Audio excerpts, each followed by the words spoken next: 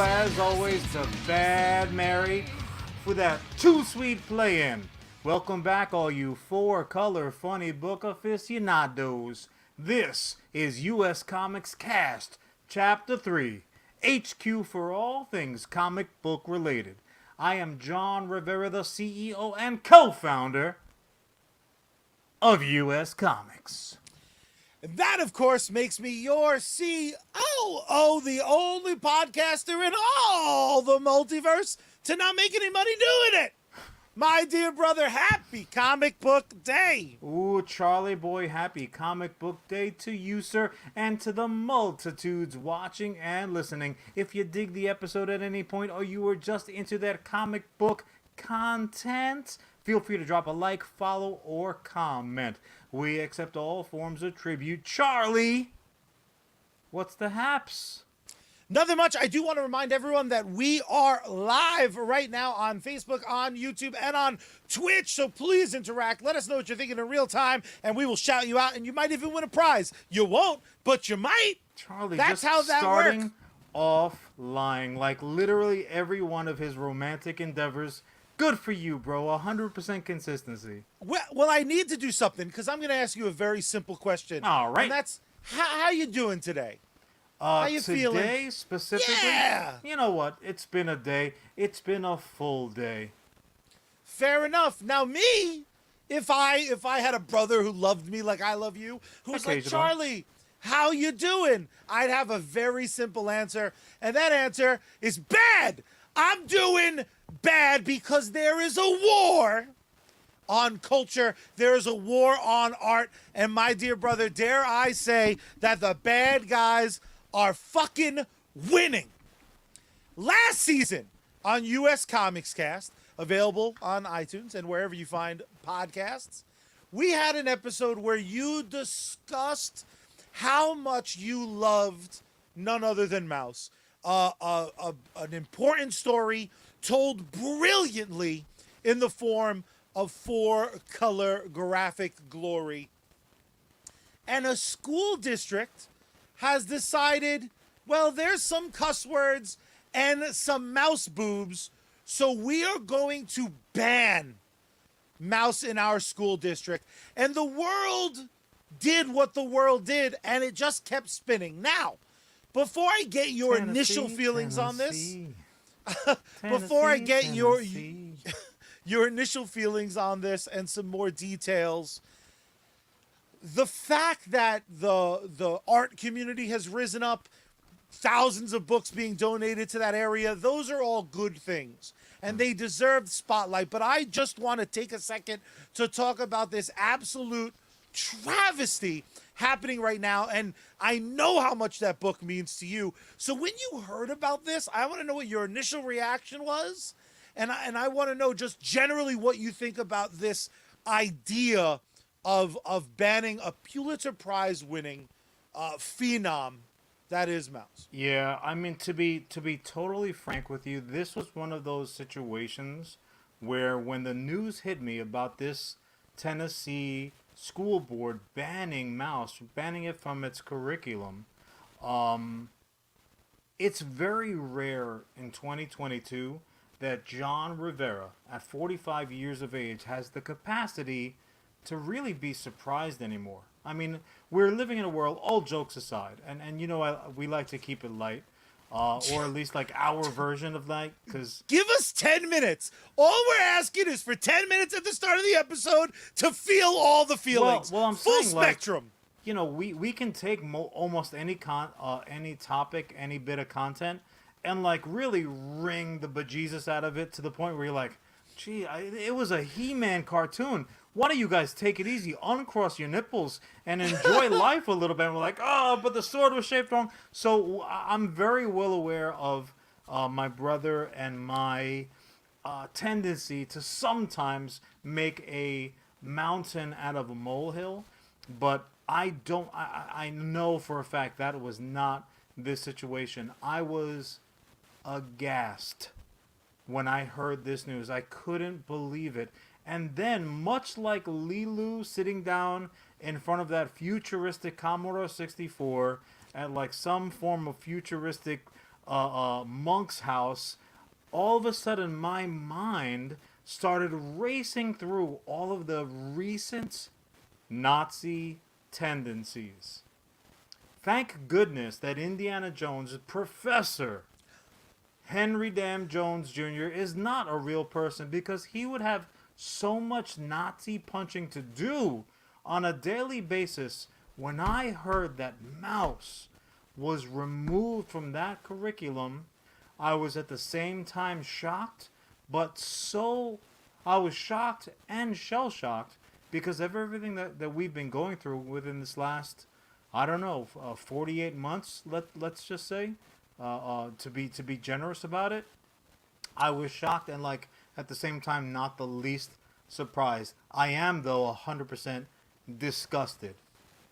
Now this is layered, and in a second, John, I'll give you a moment to give like the penny version, because I would love a 30-second explanation of exactly what Mouse is. Before you throw that out there, though, this notion that everything is subject to review for our innocent children, I totally understand. I understand that on the broadest strokes, right, there are simple rules that we want to protect the children from. The problem, I surmise, is that the nuance is completely gone in these early days of 2022. We have allowed things to spiral so fucking out of control as a society that we now have thrown away nuance. This is, and again, I'm going to give you the platform right now. Hit everybody with like a 30-second. What is Mouse? Just to catch everyone up. Your reaction is your reaction. I mean, I agree to a large extent. Your take on it. I think that definitely there has been a loss of subtlety and nuance in terms of the understanding. Some people very much look at things on a one-for-one basis. Like, their perspective is, I don't know if it's been skewed because of everything that's been going on in the world, or if it has always been that linear and is only just now being really, having the light shown on it. I don't know, but yeah, I mean, what was your reaction? I mean, I genuinely couldn't believe it. Oh, you couldn't. It was one of those things that surprises me, because I would classify as a pessimist. But I think that's why it. Yes, I think that's why it legitimately hurt. It legitimately hurt me, because I think I just held, especially since we had that conversation relatively recently. It was a couple months ago. Yeah. That it reminded me. So I freshly reread it. So your initial action, like, I gotta check on John. Look, man, I appreciate that shit, dude. Good for you. But it more than that, though. It feels like sacred text. It feels like a thing that should be used as a legitimate teaching instrument, more than just being available, more than just being encouraged, more than the fact that it is one of the books that legitimize comic books. We can approach this in 50 fucking different ways, and it's 50 different tragedies. I would argue that it is the book that legitimized comic books. So just really quickly, for again, anybody who's unaware, which I realize, look, this story has really captured the popular attention, which I can appreciate. So Cousin Paul is here. Cousin Paul threw out there right away that he hadn't read it, but that he's going to run out and buy it and then read the bejesus out of it. I'm paraphrasing. Ellis is here, and Ellis got some jokes. I don't know, Ellis, I'm sure this is on one of your full bookcases. You know what's crazy is he's saying in the comment section he hasn't heard of Mouse. Oh, wow. That he hasn't heard of it? Surprising. If nothing else good comes out of it. Well, Ellis, you can feel free and borrow my copy. Also, some good news is that almost immediately upon the news of Mouse being put on in essence, the banned list, like Nazis like to do, ironically, there was a crowdfunding campaign to put as many copies into as many little hands as humanly possible, and that campaign their goal has been crushed. So Ellis, if we find the right website, we can maybe get you a free copy in the mail, maybe one for Paul as well. So yeah, even the next generation knows what's up. That sometimes out of terrible nonsense garbage news, something good can come from it. I would say this: I was really surprised when some of the statistics started coming out, because like anyone who knows the book, again, this is the quick 30-second, as Charlie referred to it, the nickel version of it. The gentleman Art Spiegelman, the artist and writer, he put this book together. Again, it's two editions that were put together, so you can find several different versions out there, and it is burning up the charts right now. It's back on the bestseller list where it belongs. Again, a Pulitzer Prize-winning comic book. So just in the historical aspect of it, regardless of the subject matter, between books like Mouse, between books like Watchmen, between books like Dark Knight Rises, like these are the books that elevated the art form to true legitimacy within the literary world. They were like, oh, comic books are not just disposable pseudo literature intended exclusively for children. Oh, there can really be something of substance in them. Cool. And now all of a sudden you started seeing, again, this book won the Pulitzer Prize. So that should resonate with certain people. But also, as well as, again, the artist and writer Art Spiegelman, he didn't just pluck this out of thin air. This content that appears within the pages, which certain people in Tennessee find so objectionable, this is a work of non-fiction.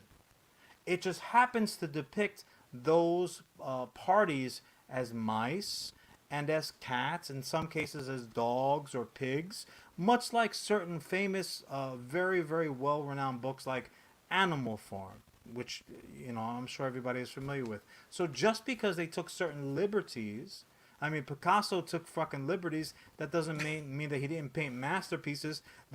His subjects didn't really have a square eye, 2 feet apart, one above, one below. Sometimes, but not always. So again, this is a piece of nonfiction. He interviewed his family members who legitimately went through the Holocaust. So what you're reading here and what's depicted in these pages, I'm not sure what the camera's going to pick up and whatnot. Charlie, you mentioned it yourself. Oh, there's certain language that certain people in Tennessee felt would be objectionable to children. There's like nudity. Who's nude? The mouse? Yes, it's a mouse. What are you talking about? Mickey Mouse also walks around with just shorts. Donald Duck doesn't wear pants. What are you talking about? You are missing the entire point, Tennessee. And this is the anchor of my fury. And I'm desperately trying to not be a cartoon myself right now. Because the easy road is to pop a lid, and luckily I've had a little time to digest this. But McMinn County, the school board, the mouse was being used for the kind of anchor of the 8th grade curriculum. So board members brought up mouse as having some objectionable aspects to it. Well, ass fucking hole, the Holocaust was a bad fucking thing. It's a goddamn moment in time that's a huge, almost incalculable tragedy. That's hard for me as a 36-year-old man to fully wrap my head around it. But I want to. I want to know what happened in this fucking world. To that point, and again, this is your school board isn't saying taking it out of your hands. Children are having this book taken out of their hands. I'm sure you have a copy on your shelves or one that's easily accessible to you. Certainly, you can jump in the car and borrow mine.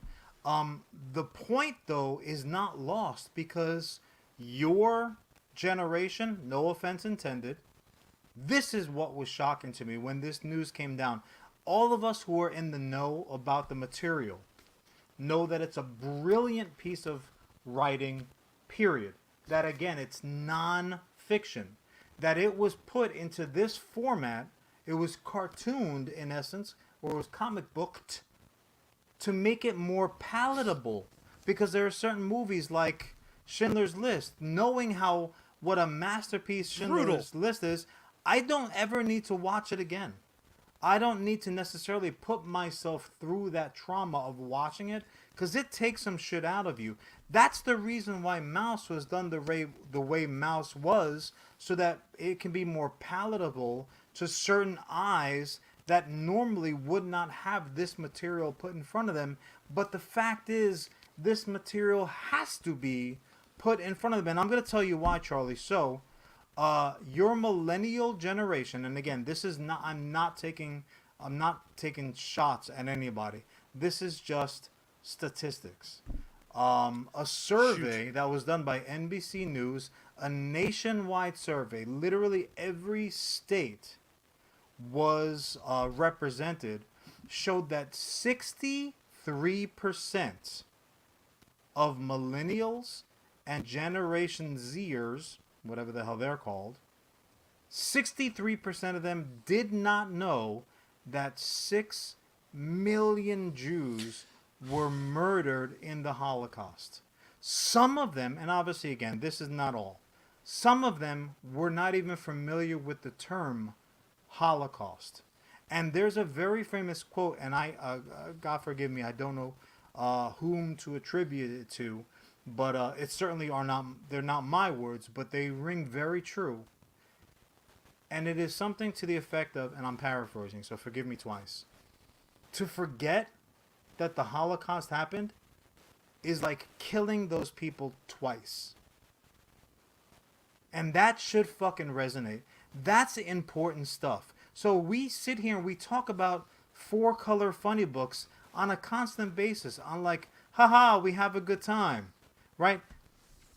This is maybe some of the one of the most cartoonish styles of art out of any of the comics in my collection, but it is without a question the most important.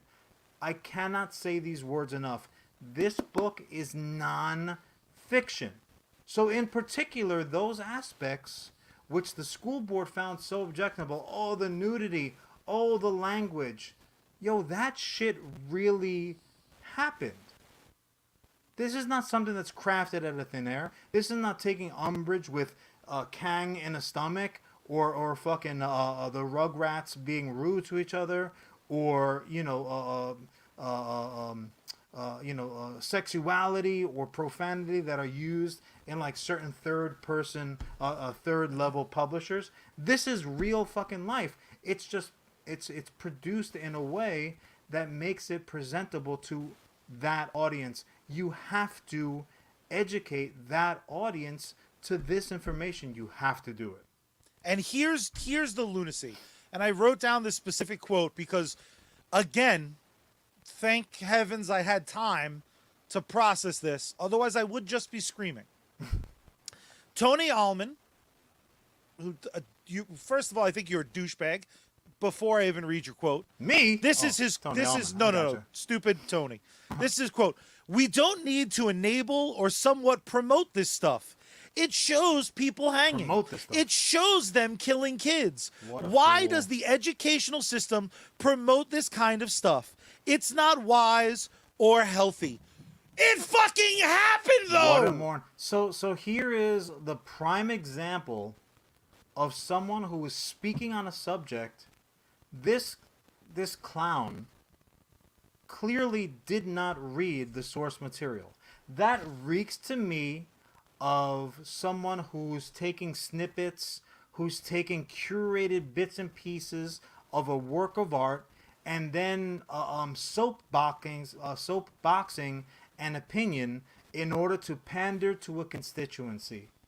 That is some bullshit because Charlie, there is zero way that anyone who reads this material, who reads it with an open heart and an open mind and a blank slate opinion of it, would ever walk away thinking that this material is anything but a miracle. We're so lucky to have this material in this format because let me tell you something. Anybody on that school board or anybody listening here who might not be familiar with the material or who is not familiar with the world, maybe the world's greatest tragedy of the fucking Holocaust, is that if we didn't have this information and this type of material, the alternative will make you weep for fucking days. Like it is inconceivable reality that really, really fucking happened.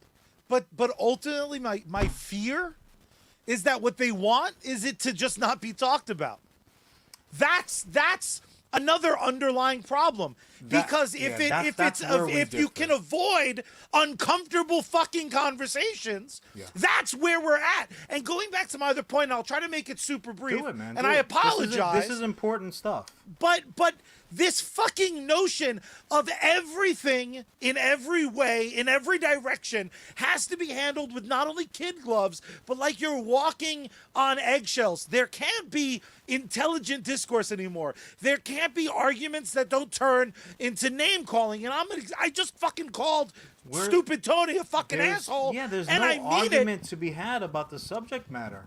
There's none to be had. I just don't understand how, and I do suspect, and we don't have to dive into it, but just because I feel like I have to say it, I do suspect some of this is directly associated to how very in cancel culture is right now. And I'm not saying that there aren't certain fucking people that need to be knocked down, but just today, John, there was a person who there's video of like 20 years ago talking about different conspiracy theories, but this fucking person believed that the Holocaust didn't happen. Well, and the answer to it, those brain dead people out there.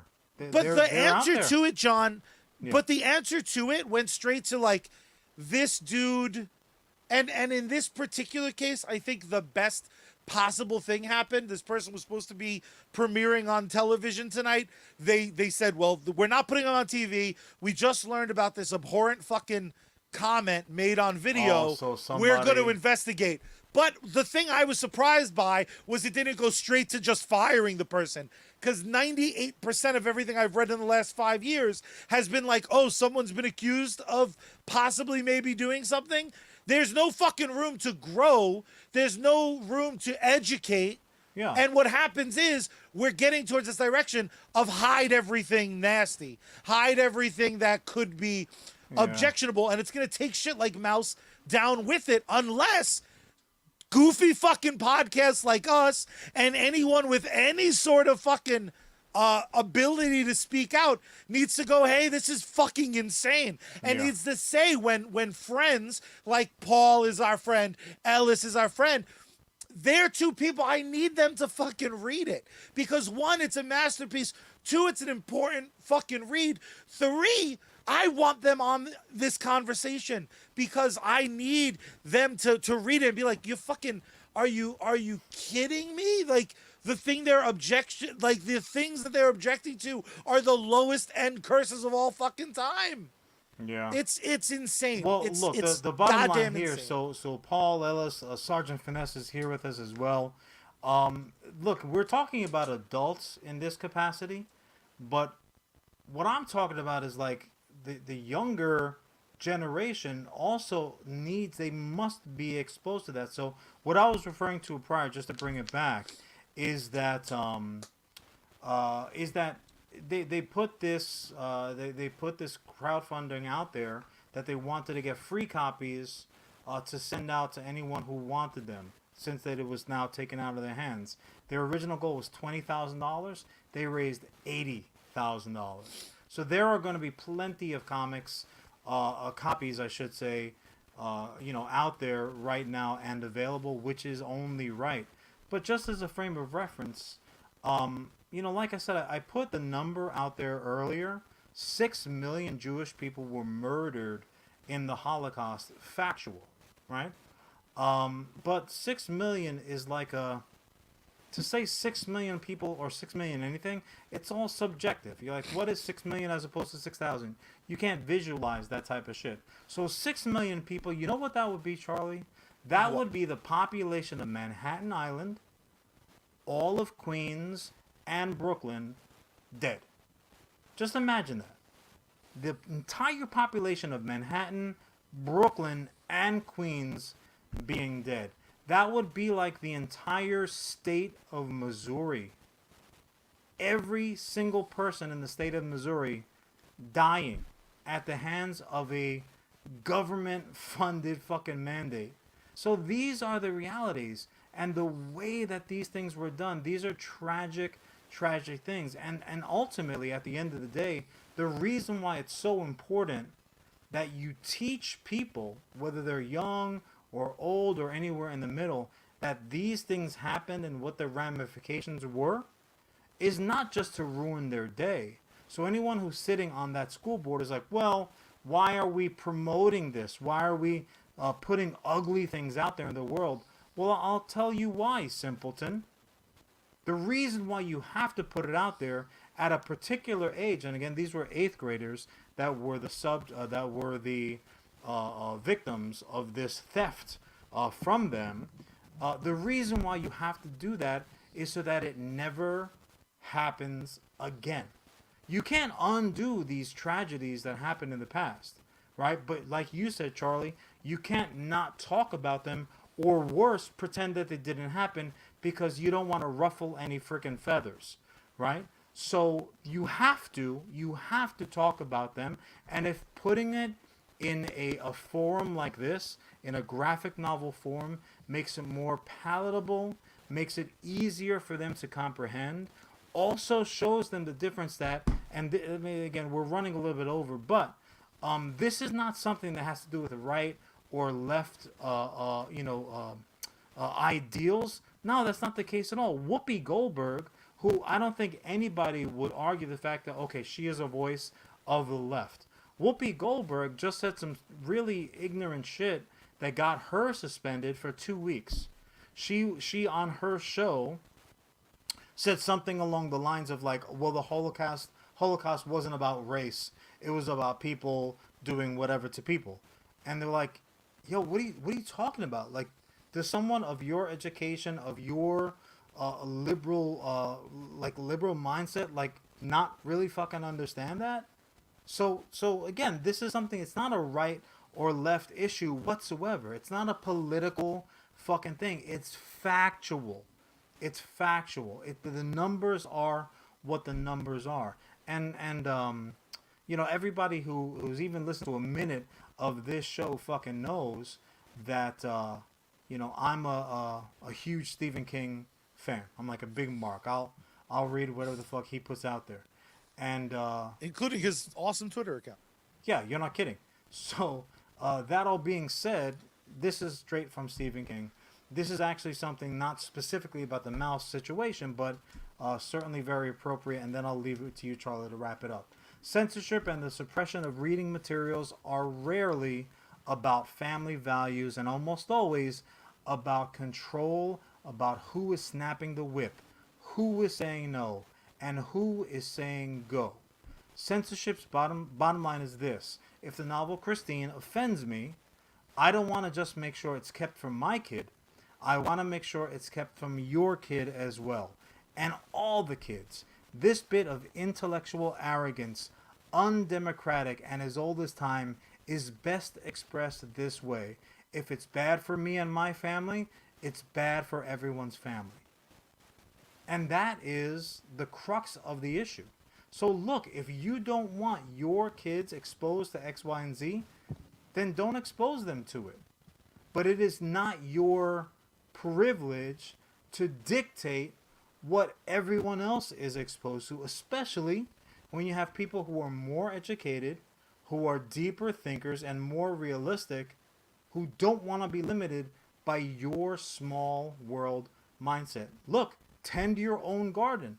Do what you got to do. Nobody here certainly is going to say, I'm going to tell you what to do in your house. But God damn it, you're not going to tell me what to do in my house or on my bookshelves either. Mouse is very, very important. I encourage anyone who hasn't read it, read it. I encourage anyone with kids for whom it's age appropriate, because again, it's not something you're gonna put, in a little kid's hands.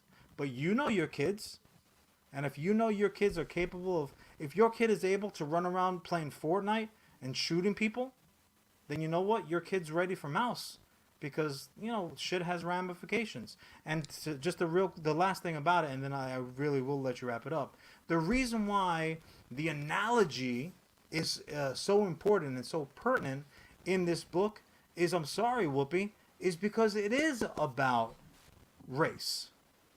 Okay?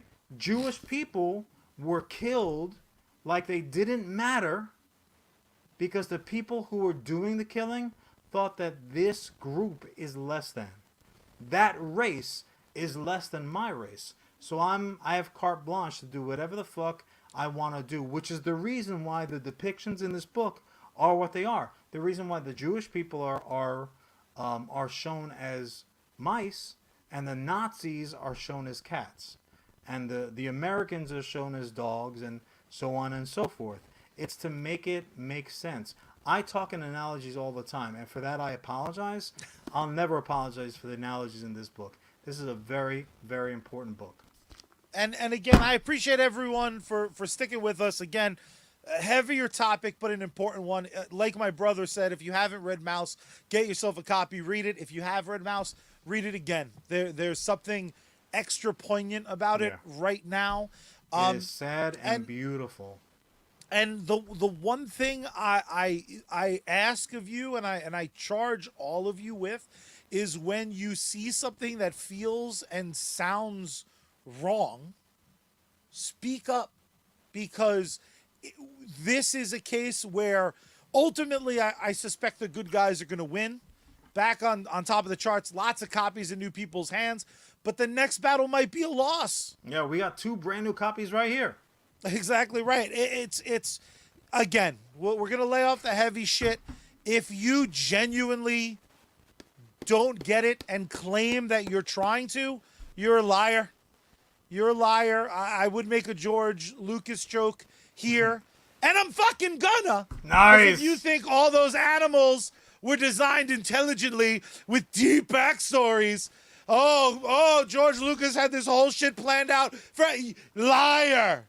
Just like these fucking Tennessee board member assholes claiming that they can satisfy their spouses because they can't. If they did read it, they read it wrong. And if your wife or husband said, no, I finished, they don't mean it. Board member, piece of shit. Put him up. Do you know how I know Lucas a liar? Because Han fucking shot first. Nice. Cheers. Salute. Shot first. God, can I make it a double? Oh, John. All right. Make me happy. Dude, enough. What are we talking about this week? I can't help but I have to shout out something, though. Episode 4, last week, I may have accused you of being the world's most fashionable RoboCop. I can't help but notice you're still wearing RoboCop colors, man. Do you got something to tell me? Look, are you owned by OCP? Even RoboCop knows that Space Girl is the jammy jam. Facts. OCP may or may not be sponsoring the program, but that's really between me and my accountant. Look, Art Spiegelman said it best when he said comics are the gateway drug to literacy. And a book is a book is a book, and that includes comic books. And sometimes, Charlie, yes, it takes a comic book to save a franchise. And I don't know in this case, holy shit. I don't know if you are indeed caught up. I am. But are you nice? Good. I mean, I told you what we were talking about, so I'm glad to hear that you did your homework. I was 3 behind before you told me. Superman 78. Ooh, which baby. is legitimately the sequel to the Donner films, Superman 1 and Superman 2. This series, this comic book series, this beautiful comic book series, and when I say that it's beautiful, I mean it in terms of both the aesthetic and the writing. It is beautiful. It will fill your heart up the way that the Grinch's heart blew out its borders in the tail end of that damn flick. It is so filled with joy feelings. And I'm not talking about member berries, and I'm not talking about fan service. I am talking about righting the wrong that has been done to my big blue Boy Scout. Charlie, what were you gonna say real quick? It's if it is gonna be charged with like fan service or member berries, this is the perfect formula for that shit. Well, I would argue no, that it certainly is not, because what this really is ultimately, well, let's be frank, just a love letter. I mean, they didn't give these comics out for free.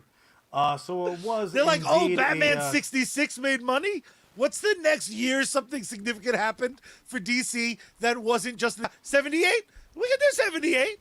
Or alternatively, Charlie, my pessimistic motherfucking brother, or the good folks at DC put their collective ears to the rail and said, what is it that the people really want?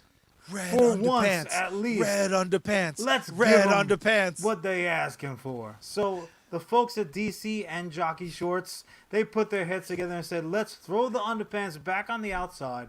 And again, they in essence gave us, truly, they gave us Superman 3 in the Donner, that would have been the Donner trilogy. They worked off of notes from the original plans. Obviously, again, just like anything else, certain revisions need to be applied, certain redirects needed to be applied. But goddamn, if they did not freaking do it. And ultimately, and this is something that I speak about when we talk about comic book runs, comic book movies. A story, the best stories, I should say, have a last sentence. So again, we talked about Stephen King before. I'm gonna bring him up again because he wears the crown for a reason. But it's like a gothic crown. Oh yeah, it's all fucking got creepy. Skulls and teeth on it and shit, like little baby arms. But no, it was not. One scene does not a movie make, okay? Freaking Duel of the Fates, I'm looking at you. For those of you that are just listening to the audio version, Ellis is once again defending Superman 3, which is about 40% of Ellis's personality is defending movies that make my brother sad. So, my point is this. Stephen King a lot of times gets shit like, Stephen King's great, but he has bad endings. Let me go ahead and translate that. These are sad people that the Stephen King goodness that they have in front of them ends at all. I'm like, so right away you're like, okay, he's written like 1,000 fucking books, short stories, treatments, what have you. What's your favorite Stephen King ending? No, but they want to say like, well, I really hated this one and that one. No. What's your favorite? I don't want to hear about your yuck. Tell me your yum. Because Stephen King is so great at giving us the best fucking shit that we have had. Naturally, we got a little dew in our eye when it ends. But the best material is the best material because ultimately it does end. So having this punctuation mark on the Donner trilogy in comic book, in comic book style, which is how it was intended by those two Jewish teenagers that invented the damn character, was just a thing of poetic freaking beauty. The short version, the little dollar store elevator pitch, this is Superman versus Brainiac. So he's already done what he's had to do against the Kryptonians that were put into the album prison by his dad, Jor-El. He's already done his running around. This is not a Superman who's like, golly gee, hold me in the rain. I don't know who I am. Let me get in the tub with a redheaded Lois Lane. No, this is actually real Superman. Underwear on the outside. Shut your mouth. This is pretty cool. Is Superman. Okay, this is Superman who knows what he's doing. And no, Paul, this is not Quest for Peace. God knows I love Christopher Reeve, and he very much wrote a ton of Quest for Peace, but he had to do it with like a $75 budget, so that movie sucked ass. They're just reuse all the old footage and make a new movie. They were like, you can have whatever cash I have in my pocket. Like, they basically did Chris Reeve like fucking Paulie did when he was like, now I gotta cut you off. And he just handed him, like, he's got sausage cooking up on the stove. He's like, now you're dead to me. That's how they did Chris Reeve. Anyways, like I was saying, this series wraps up the trilogy the way it should have been, the way it was meant to be wrapped up. It's Superman versus the largest fucking threat. So it's Superman versus Brainiac. You have the bottled city of Kandor. You've got his actual parents that he can fucking jaw with a little bit. I got emotional. This is the new normal, baby. Kryptonian style. This is the... Now, even...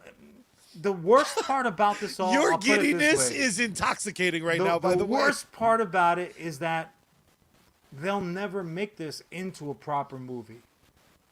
And I mean, rumor has it that certain technology abounds now where we maybe could, because Chris Reeve can throw the cape on again if we really, really wanted to do it. But I was so happy, so grateful to have this as the culmination to what I think is now the best superhero trilogy out there. I would put it is Superman 1, 2, and this comic book series as Superman 3 as the best superhero trilogy, bar none.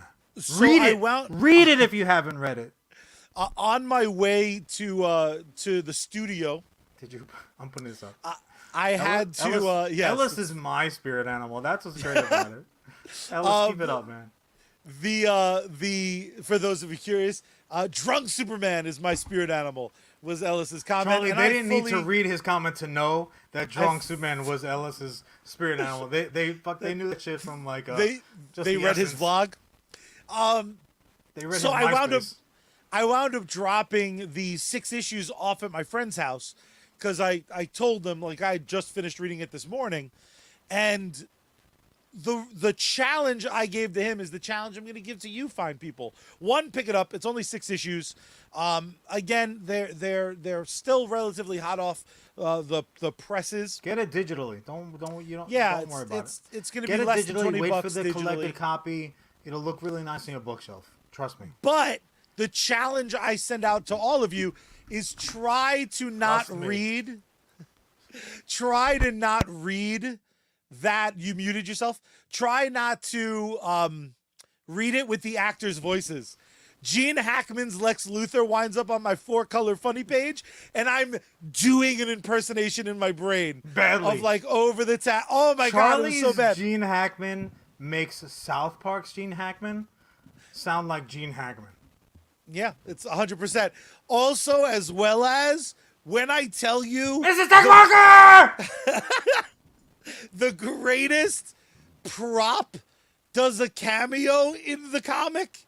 It's a prop from the bad cut of Superman 2, and it is goddamn awesome.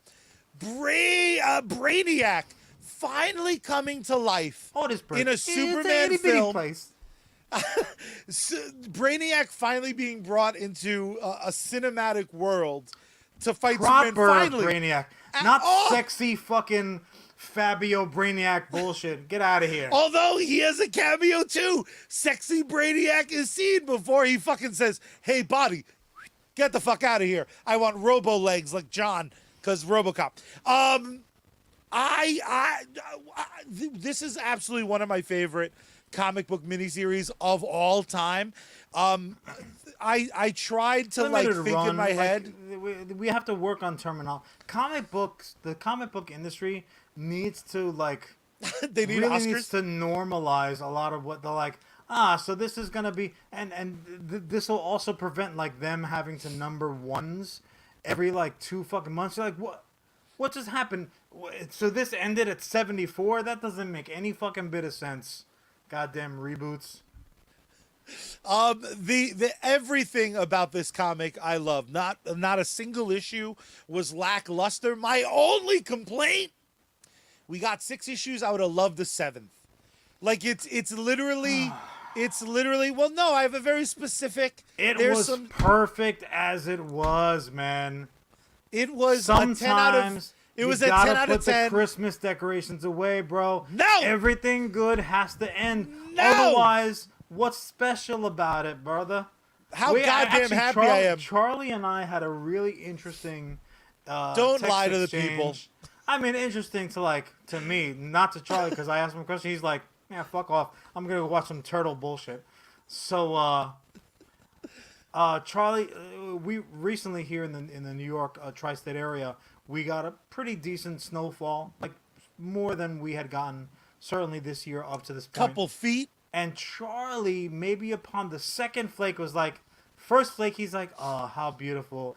Oh, the solemn night, I love it." The second flake, he's like, "I fucking hate snow, motherfucker! My life is the goddamn worst."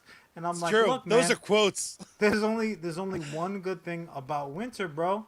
And Charlie's like, "Fuck off! I'm cold and wet."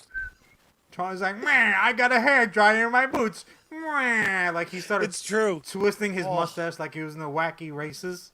But had he bothered to respond to my text, I would have responded to him. Yeah, because winter ends and spring comes. And what spring wouldn't mean shit if we didn't have fucking winter to remind us. I hate this logic. Well, of course you do, because you are a negative bastard. That's why. You're making me sit through dog shit to eventually get an amazing comic book. Yeah, no, fuck off. Charlie, I realize that you put me up on a pedestal sometimes in your mind. I didn't invent winter. All right, so I believe you did. Winter exists. Well, how come you keep entering also. rooms? How come you kick in rooms and you say, "Everyone, chill"? That's you. Because I am the first one to tell you that was the best installment of the Batman franchise, as we all know to be true. But I do want to ask you John's this question, Mr. Charlie. White Christmas. John's Mr. Snow. Damn fucking straight. So let me ask you this, Charlie. So again, just to rear us back onto the road of yes. Considering what the Superman 78 series did for the Chris Reeve Superman movies, again, we're ignoring 3, 4, 5. We're ignoring Superman Returns. We're ignoring the boo-hoo version that we've gotten, Snyderverse, start, stop, black and white, what the fuck ever. I got a headache already just talking about it. Has there been a series out there for you that has been salvaged by the 4-color funny books, or picked up and continued by 4-color funny books, or even more so, one that you're sitting there desperately waiting like a good little boy for it to happen? Like, this is a format, this is an art form that's got continuation possibilities for days. So, I mean, was something already done for you? Are you waiting for something? Is something in the middle of happening? Please regale us.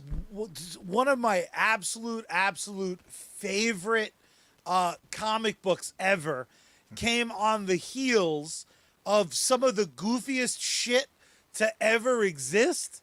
And I know you hate it, and I know you've up till now refused to read it, but I desperately need you to read the Power Ranger comic books. They are fucking rad, dude. They are so good. You should have seen it coming. You should have seen it because I'm not one of these psychopaths. There's 2 things you never see coming: the Spanish Inquisition and Charlie dropping the Power Rangers on you. You don't see it coming. I'm just saying, like, I know you're the prop guy, but John, look at me. Look at me. I don't want to look at your Power Ranger prop guy, salt and pepper shakers. But just what is amazing about, let me... So let me ask you this. Let me go ahead and help you out and hopefully salvage viewership and listenership.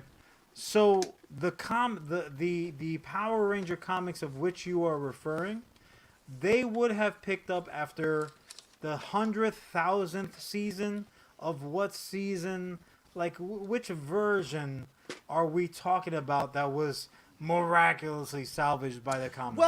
Well, that's the thing about Power Rangers is that goofy as kids show, which I fully acknowledge is goofy as fuck and a kid show, kept like having false endings.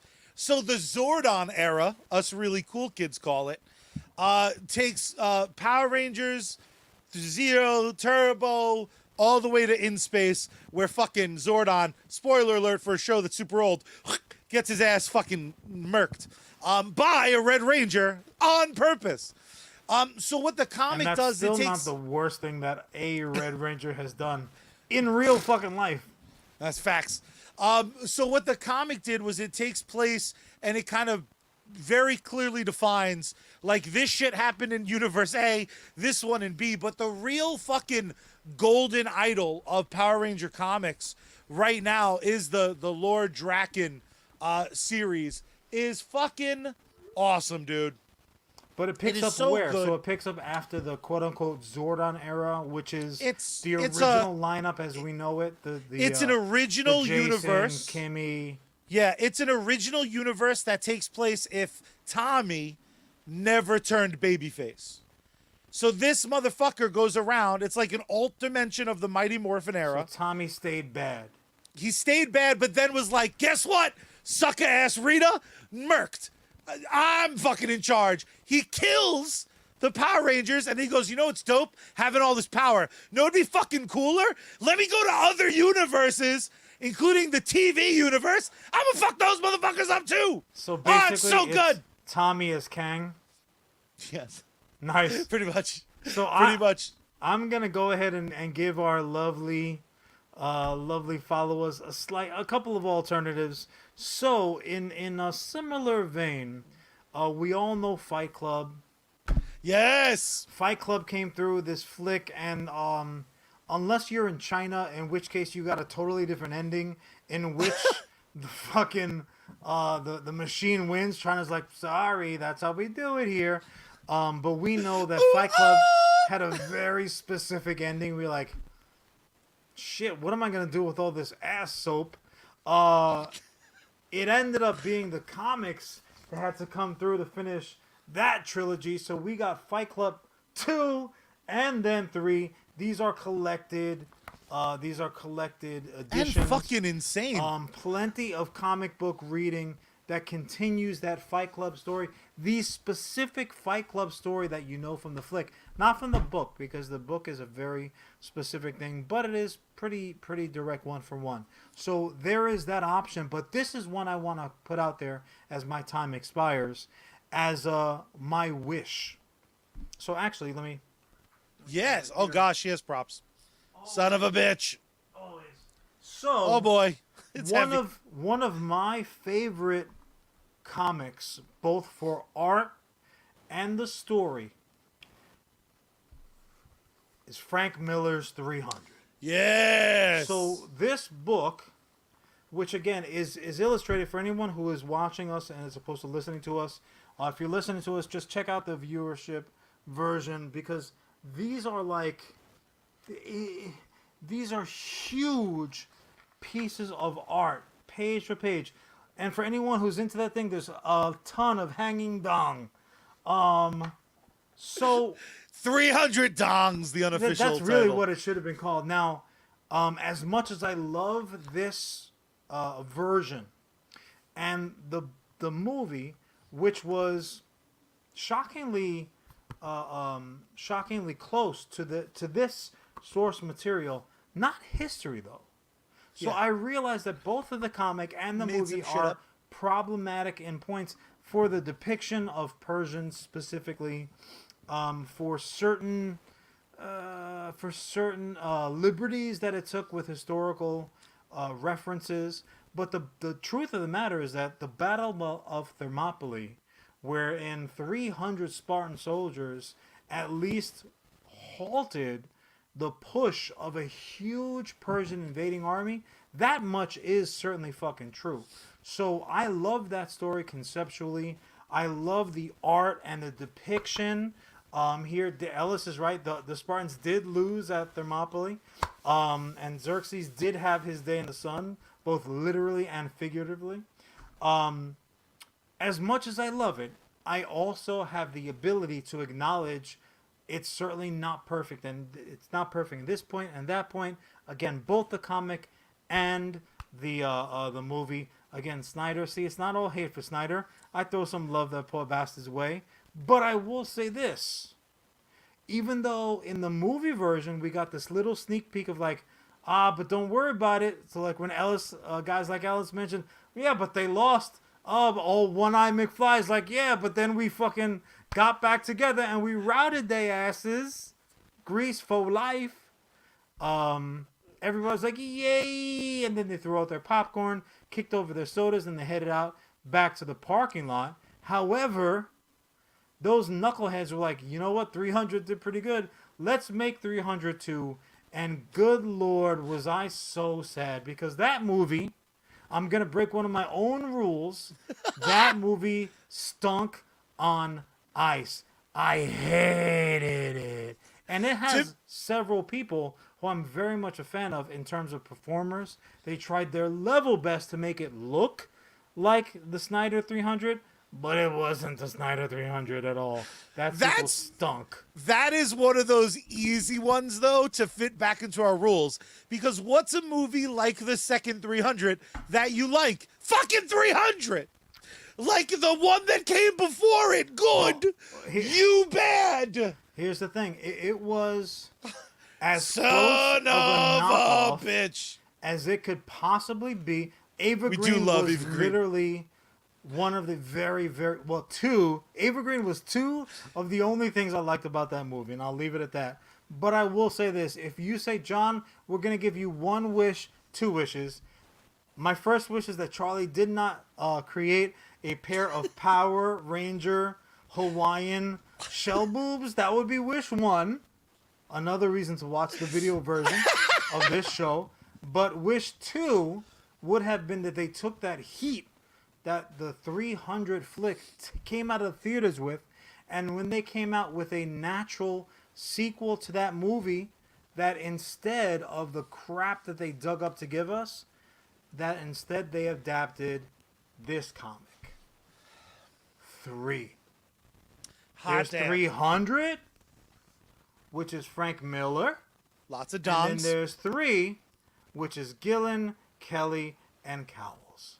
All right, Ishmael, what's up, brother? Thank you for joining us, man. You missed a lot of heat, so we'll try to ramp it back up for you.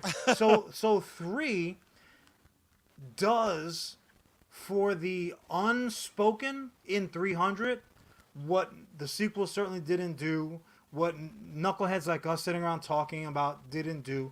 3 speaks for those cats that were not referenced in 300.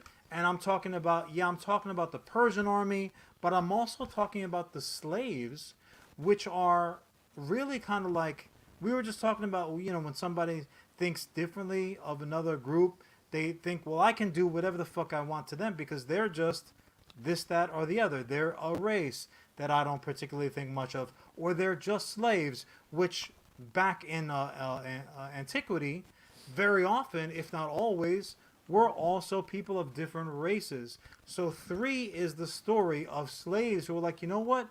Fuck this shit. The Spartans have their plate pretty busy right now. Let's take this opportunity to bounce. This comic, adapted in that same 300 style, would have been such a dope sequel to fucking 300. Because look, history tells us what happened in that great war between Greece and fucking Persia of that era.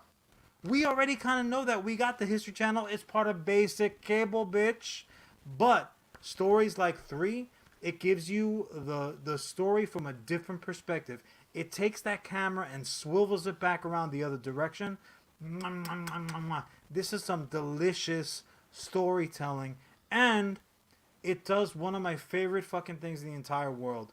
It shows the viewer just about the time that they've got their merchant like, yay, I'm Team Spartan. And then a follow-up story is like, yeah, the Spartans were dope. Yeah, but you know what? They weren't all fucking perfect. Check out a couple of slaves who were like, nah, I'm not having it anymore, son. And they really fucking took it to the Spartans, who were tasked with looking over them. They act slaves. Spartans who fucking held back a Persian army got done up by a couple of slaves in shackles, and these slaves were like, feet don't fail me now, and they started making tracks across all parts of Greece. They're being chased down. Dude, this fucking comic, if you haven't read 3, check it out, and then as you're checking out, think 2 things. A, fuck, Jon is right. That's a smart, good-looking man who did not have too much wine today, Sergeant.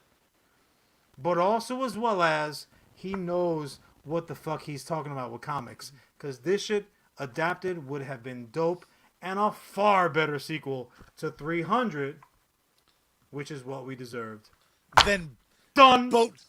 Boat 300. I love it the way I love our sponsors. This episode of US Comics Cast is brought to you by 2 of my absolute faves, because most of the time they are, because they love us and we love them right back. Our first sponsor today, of course, the absolute incredible Bad Mary. You can find them on all social media at Bad Mary Band. My favorite thing about a band like Bad Mary is they're amazingly accessible. If you have any music streaming service, you can actually listen to their entire discography right now. You heard a big chunk of a song that opens our show. You're going to hear a whole song at the end, but you can listen to all of it at the gym, in the car, walking around. You can listen to their entire music library on every single music streaming service. You can support them financially, if so inclined, over on patreon.com/Bad Mary. And again, the best thing you can do is word of mouth. You tell the world to follow Bad Mary Band on all social media. Damn straight. And once you've established that, there's really only one question left to ask. And that is, where we dropping, son? Yeah, that's right. We dropping with Sergeant Finesse. You can find him gaming on both Twitch and Facebook. Multiple streams every day. Outstanding video game comment. Supporter games, co-streams, giveaways, contests. Do not be a sucker. Check them out today if you need a pick-me-up, though. Ooh, it's so simple. Go ahead and follow the White Rabbit over to sneakenergy.com. Use code SGT at checkout. So good. Did it look like I was really drinking something? Because this is empty as fuck. However, if you're looking for some fresh new merch, like this dope-ass Bad Mary... Ooh, Space Girl t-shirt. I mean, not this one, because this one was exclusive and I got it and you don't. But there's some dope Sergeant Finesse shit over at, where the hell is it? It is over at geeksunleashed.com. Use code SARGE at checkout there. When the Sarge is on deck, there's only one thing to do. You salute. GG, son. And Sarge was ripping it up today. That is no doubt. He hit some GGs in the motherfucking highos. Ishmael's there. He knows. He could tell you. I will figure out how much money is necessary to get him to play WWE 2K22. It's going to be a lot, dude. Because here's the alternative, and I'm going to threaten him with this. You might have to put a new wing on his upcoming new bunker that's going to be in Florida, and you have to make it straight up alligator proof. Dehumidify that shit. I feel like it might be worth it. Or I'm going to straight up just stream without any commentary, just a career mode for the Sarge. And if Sarge is going to trust me to carry his WWE career, that's a bad sign. It's just bad luck. Just slap some stripes on his shirt. Just give him a big head on something. I mean, that's what I do pretty much daily. He loves it. It's delicious. But, Charlie, why don't you go ahead and take us into your topic. Don't have to make fun of the stuff falling off my desk. That is a real cheap gimmick. But go ahead, take us into your topic because I am fucking tired already. Cheap gimmicks is my thing. I feel like the one thing I'm surprised by is I haven't seen Sarge play fucking Halo. How's that for a transition? Because, Jon, have you seen the trailer for, I may have to get Paramount Plus? I'm sorry, it's actually called Halo? Have you seen the trailer for this? I did indeed. It's happening again, Jon. Every so often, a trailer releases, and people make me think that it's possible to make a good movie based on a video game. That trailer was dope, and I don't give a fuck about Halo. I don't give a rat's dongle about Halo. There's definitely a couple of rats sitting in a lab someplace who are like playing their asses off right now. It's guaranteed it's like an Atari controller, though, because they have Halo, little mouse hands. Who also features Spartans all over the damn place, but like granted, a different type of Spartan. Space fucking Spartans. Yeah, exactly right. But I saw this trailer and I got the thing that came to mind in a weird way was Mandalorian, because now there's finally, they've been trying to make a Halo movie for like 2 months after the first Halo game came out. Like, they've been trying to do this project. Considering at one point, how many dope Halo cosplays have been out there, they had to be like, we can actually do this pretty fucking well. Yeah. Well, they went as far as I believe it was a movie production, went as far as they built sets before one of the many strikes. Like, they had Spartan gear ready to go, and that shit just rotted. What's awesome about this trailer was it felt a little bit like it cut the middle, because to go back a second, what I was saying about the reason it reminded me of Mandalorian is we now have proof of concept. We don't ever need to see this cat's face. Like, he's in full Sergeant? Coverage, Master Chief. Master Chief, rather. And Just don't correct me like that, dude. You just Sorry. did like a full tweet jacket. You're like, maybe you mean Master Chief, Mr. Rivera. Maybe it's your homework, fucking guy. you know this property I know nothing about, Fucking and I guy. played The 3 best part hours about it is, total. like, you name dropped the Sarge real quick, and I do gotta tell you, Sarge has never fucking played this game, and he never will, because it is Xbox exclusive. So Sarge will never fucking play this. Now, But it who is a knows shooter, what the future granted. holds? MLB The Show is on Xbox. That's weird because it's a PlayStation game. Yeah. One day they're never gonna do it. Why the fuck would they let? That's like Super Mario Brother, the fucking Xbox game. But with Master Chief, they now have this. There's a very easy and clear example of, like, if you build the world well enough around Master Chief, if you have characters that can be iconic and expressive, like, you're good to go. Although people can never be happy. I read a bunch of shit. I happen to think it's drawing a nice line between the real world and the future world that Halo takes place in, because you chose not to just make a cartoon. You chose not to just make a CG movie. Those already exist, I believe.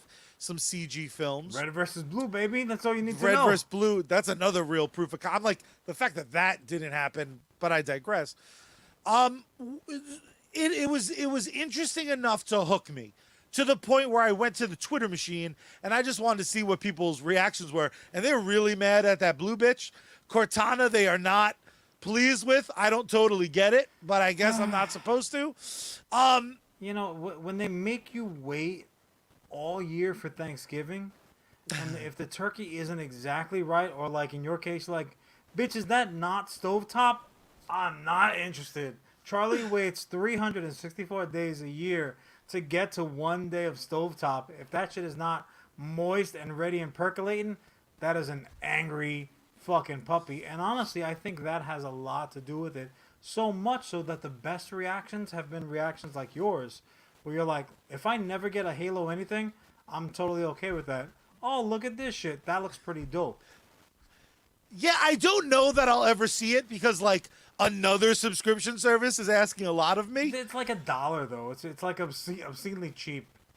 No, Is it that inexpensive? Yeah, it's pretty ridiculous. And I'm not I'll sure spend if $1 like, for Halo. if it's cheap in like that, like the first hit of crack is like, it's free, baby. Let me know how you like it. And then I was like, oh, cool, I'm addicted. Here's the least of my. Well, fucking, I was gonna say, I am an Xbox guy, so if they're smart, they'll be like, first episode, we just like, what was that terrible fucking you're album? An thing, bro. You're a true video game whore. Don't lie. I mean, yeah, for one game, I'm like the worst gamer ever. But sincerely, if long as they there's no breaks involved, Charlie's like, yeah, I'll fucking play it. Why not? Yeah, what? Breaks.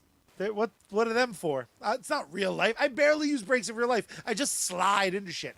But it did have me. It had me like go through the Rolodex, I couldn't think of like a time I sat down in recent history and was satiated by a video game adaptation. I had to go all the way back to the first Mortal Kombat movie, which is like arguably just good trash. Now, like Ellis in the comments, It's just a soundtrack. I enjoy Mortal Kombat.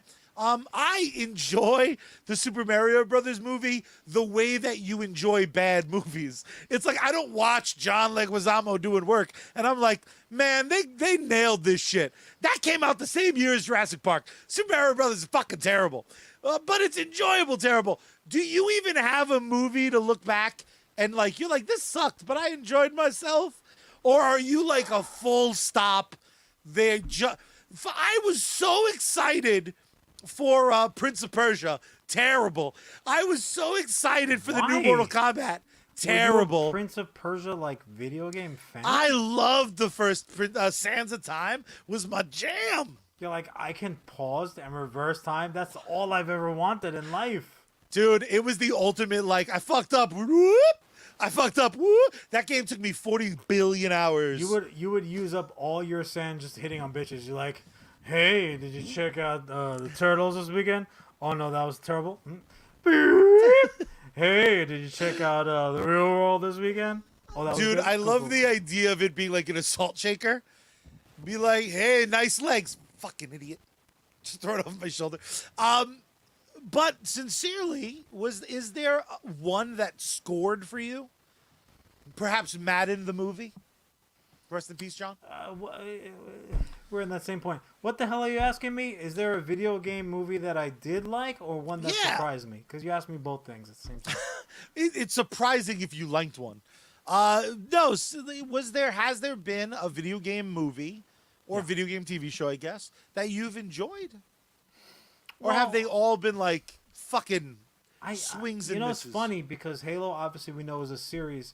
I don't know necessarily that there have been very many video game adaptation into series. And you already mentioned Mortal Kombat. Obviously, the original Mortal Kombat. I forget what one of their follow-ups was. Mortal Kombat Annihilation maybe was the one with the fucking centaurs and shit like that, which is universally referred to as like the worst thing to ever happen to cinema ever. It's a special brand of bad. Yes to both those questions, I guess would be my answer. Yes. Which one? Which one right now is the top of your charts? This is proof of concept that a video game adaptation is possible. Okay, so my answer has a little bit of a caveat to it. Love caveats. Warcraft, the movie, is not so much an adaptation of any one specific video game as it is an adaptation of the video game mythos that has been created. So, because there was Warcraft, then there was World of Warcraft. World of WoW is what captured me, and I played it for years. Actually, Sergeant Finesse brought me into that world. And I love the universe that it kind of created. I'm a big, fantasy fan, certainly D&D type stuff, but without all of the agonizing intricacy of D&D that it has kind of become now 7th, 8th, 9th Googleplex fucking editions that you have to memorize everything.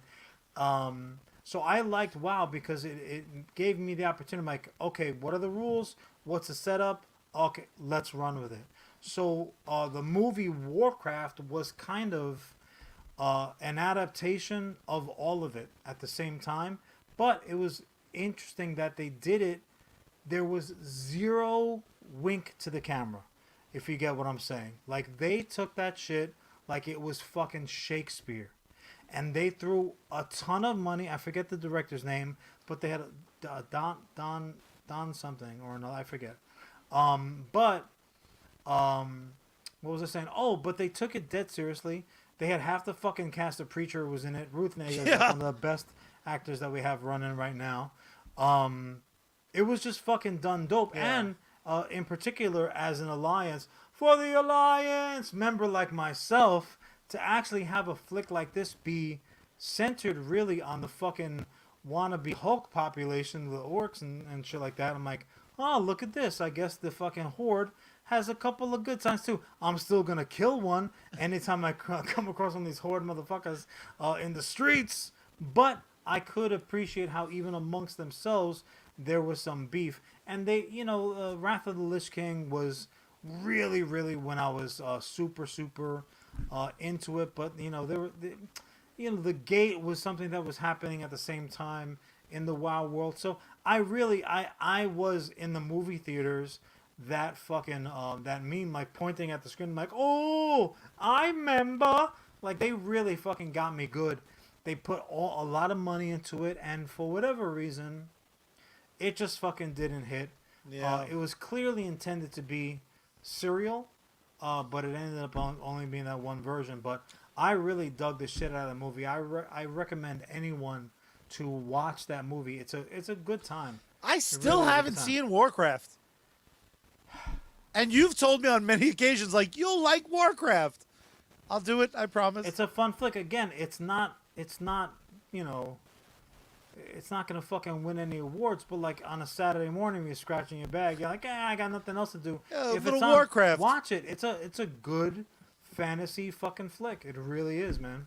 Just because Ellis brought it up in the chat, and I meant to mention it as well. Yeah. The Witcher is I consider the Witcher games based on the books, so like you can't really base a movie on the game because it's so the book made into. You would need like game mechanics. You would need the movie to be like, chapter 1, you try to bang this broad. Chapter 2, you try to bang this fella. Chapter 3, you try to bang that broad and that fella. Get naked in the tub, but be careful, there's candles, they'll burn you. I recently, a few weeks ago, when it first came onto video on demand, I wasn't feeling well, so I popped in. I rented the new Resident Evil movie, which I remember being like very big on defending because everyone was like, that looks like shit. Yeah. And I saw it, and it was so much worse than I thought it could be. It is very unenjoyable. It is anti-good. It is.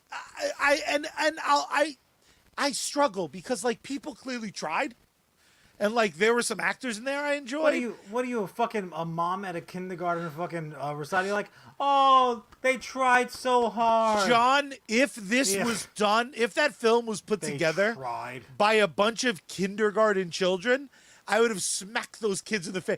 That movie sucked bags, but stunk on ice. I happen to be desperate, and I think made Max Payne look like fucking Shakespeare. It fucking really did.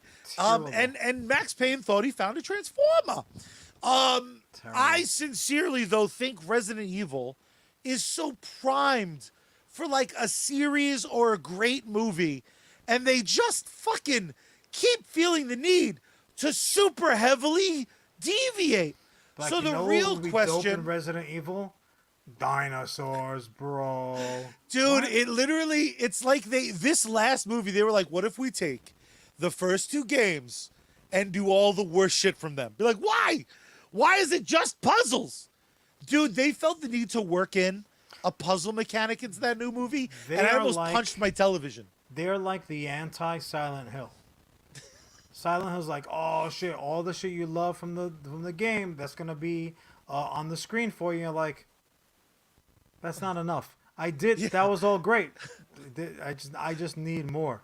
If we could have more Leary, then yes, the more mustache, the better. But like this fucking little bit is not enough to justify a flick. I will say this to answer the question that I thought you were asking. No, I'm gonna ask it. Is there a game? Bro, you just want me to do fucking point A, point B. There's no romance with you anymore. Charlie is all foreplay. He's like, ooh, take this, subject nipples. Why do you think I brought it? Do you have a game that you're, one, desperate to see brought into real life, and B, think would be wildly successful? That was the question I prepped John for. Nope, not at all. Not at all. No, because look, this is how I want to answer that question. You're sitting in bed You're scratching your bag. You're like, what's that smell? That can't be normal. Then you remember like you had some like really funky looking cheese from the farmer's market. You're like, that must be the answer. And then your dog looks up and you're like, that's not the answer, bro. But in those ponderings late night, you're like, here's a great idea that I've had and only me. And the idea is the idea, right? So depending on how it would play out best for your prospective audience is where the justification of this is a great video game story. This is a great series. This would be make a wonderful novel. This would be a great fucking rap song. Like whatever the case might be, the content itself, the subject matter itself, I think dictates what it should be. So anytime that you adapt it into something else, you're getting, for all intents and purposes, a lesser version. My question to you would be like, name a fucking video game anything where its adaptation was better than the source material. And Ellis actually fucking brought it up, or brought up like a contender with The Witcher. But having played a little Witcher now somewhat recently, I'm like, it's best as a game. The show is great. The show is just fine. I'm really enjoying the show. But like to compare the two, the fucking the fucking whatchamacallit, the series is clearly like, it's like a shadow version of it. Is it still best as a book? Or are you like a full convert now? Where you're the video game's the best. The video games, because the book is like, okay, because you're forced to compare and contrast. So if you compare the Witcher books compared to other fantasy books out there, there's not a comparison. Now you compare the fucking fantasy video games compared to the other fantasy video games out there. Just play 5 minutes of the fucking Sword of Conan, and you'll know exactly what I'm talking about. Like, okay. I would love to see an adaptation of specifically the fucking Roman, Assassin's Creed, because that fucking game is gorgeous. I would have thrown out there the Viking Assassin's Creed situation, but the Viking market is somewhat saturated at this point. But I have a game changer, no pun intended, for you, that you can certainly run with to wrap up your segment. But yeah, I'll throw it right back to you. What's out there that you're desperately waiting for? It's the unexpected takes me by surprise. Like Ellis mentioned the Sonic movie that a lot of people liked. You mentioned Silent Hill. I think a lot of the big ones. There's Detective Pikachu. There's fucking the Sonic thing. But yeah, like, those are like very tongue-in-cheeky. There's like a certain amount of like shame. Well, yeah, like always. Those are like quarter cabinet level video game stories, right? Like that. Like you can play that shit for laughs. When they adapt it into shows or movies, at that point it's really not tongue in cheek. Like the fucking Adam Sandler, I forget what that game was called, but it was like, oh yeah, it was just a generic game, The Fun. You know what? I don't know why I've always been excited. I don't know if it's because maybe sometimes I have a little bit of a hard time with fantasy stuff, Witcher notwithstanding. Like sometimes it's hard to get me into that world. I always found the Zelda games like very interesting looking. And those stories seem interesting, and I have fucking no desire to play those games. I would love a Zelda series. Fucking Link just doing Link shit. I don't even care which one. I just think that lends itself to be. It's a fucking elf with a bunch of weapons doing cool shit, and there's a princess involved. I mean, sign me up. The backstory for all the Zeldas, like, there's been 72 fucking Zeldas. How many times can this fucking princess get caught up? Like, bitch, learn how to use a sword. Stop hitting me up. God knows that the you just get a scroll, another fucking scroll from Zelda, like this I'm bitch. I'm not home, bird. Go get out of here. The fucking whatchamacallit. There's like 17. There's 17 of them. None of them seem fucking related, and they're like They're like anime style video game avatars. Final Fantasy. Final Fantasy? Final Fantasy might be the most convoluted, impossible to follow, fucking totally different universe from installment to installment. I don't know how any of that could ever be adapted into anything else. Now there are certain people out there like Mike from Bad Mary. He could tell you the middle names and the birth dates and the food allergies of like characters from fucking 2 as opposed to 17 installment. Like there are those people out there who know that shit fucking cold without question. I'm just not one of them. So stuff like that would be amazing to be adapted. But I will say this. The singular video game property that has caught me most off guard, and I'm like, smacked in the face, sat down, like, I'm going to sit here and enjoy every goddamn second. I have the microphone, and you will listen to every word I have to say. Type of game, situation, flick. Wreck-It Ralph. For the win, baby. Wreck-It Ralph, I would argue, is the single best, video game adaptation that there is. And some might say, well, that wasn't real. Excuse me. Fix It Felix, absolutely 100% is a real game. You can actually go online right now and play that shit for free. You can play it for free. I love that shit. What a great, fun fucking movie that was, man. I love that shit. There's something about like the concept of video games that works better as a movie device than a video game. Well, the characters, they're But it's like a lot like comics, though. Fleshed out fucking characters of all time. It's a lot like comics. Like I'm just gonna go see it. Like I would see the Final Fantasy movie. I saw the fucking first Final Fantasy movie where it was CGI nonsense. Make sure that you bring somebody like Mike, if not Mike himself, to literally translate for you. And it's in English. You're like, why does this guy have very, very long hair? And then 2 seconds later, he's got like a mohawk. And why is the sword bigger than him? Why does he have wings? Why is he so angry? Like, there's more. Final Fantasy has more questions than answers. Never in my life have I hated a concept more than gun swords. Like, it's a sword and a gun. I'm like, that's the dumbest, awesome shit ever. Didn't they make like an animated version movie of Devil May Cry? Yes. That's a somewhat interesting concept. And I know that series-wise, they have Castlevania. Castlevania's kind of like it's still going, but like even then, I'm like, eh. And we're getting The Last of Us, but I could give a fuck about The Last of Us. The game was so great. I'm like, that's like a Red Dead Redemption movie. I'm like, can you do better? I don't know if you can. I had 100 hours. That story would be pretty dope. And also, don't forget, we're looking at that through like the prism of selfishness. You're like, I played the fucking game. I know what happens. Fuck everybody else if they. Dude, not everybody else has. So potentially, more people will see a movie or series than will have sat for a video game. So, tough it out, bro. Red Dead Redemption 2, when that guy coughs in that other guy's mouth, be like, oh, I know what's gonna happen, and it ain't fucking good. That's some tuberculosis.